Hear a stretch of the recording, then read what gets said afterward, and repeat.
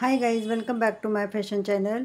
मी तुम्हाला हॉबी क्लासमध्ये टेलरिंग कसं शिकवायचं ते शिकवत आहे आणि आज मी तुम्हाला फ्रॉकबद्दल सांगत आहे.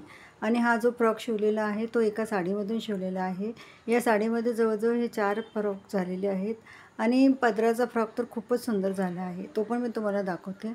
आणि हे बघा, हे फ्रॉक शिवण्यासाठी आपल्याला जास्त काही मटेरियल वगैरे लागत नाही आणि हे खूप लवकर शिवून होतात. आणि याचं विशेष असं आहे की हे दिवाळी, दसरा, नवरात्रीमध्ये घालायला सुंदर फ्रॉक आहेत.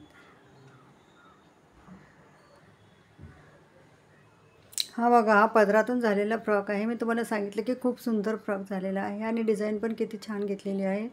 लहान मुलांना हा फ्रॉक खूपच सुंदर दिसतो. हा पण एक त्यामध्ये फ्रॉक झालेला आहे आणि हा बघा किती घेरदार आणि सुंदर फ्रॉक आहे.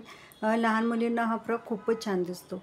आपण एका साडीतून हे फ्रॉक तयार केलेले आहेत. या फ्रॉकची मी तुम्हाला कटिंग आणि शिलाई वगैरे सगळं पुढच्या डायग्राममध्ये सांगणार आहे. त्यामुळे हा व्हिडिओ तुम्ही बघा आणि आवडल्यास तुम्हाला लाईक, शेअर आणि सबस्क्राईब करायला विसरू नका.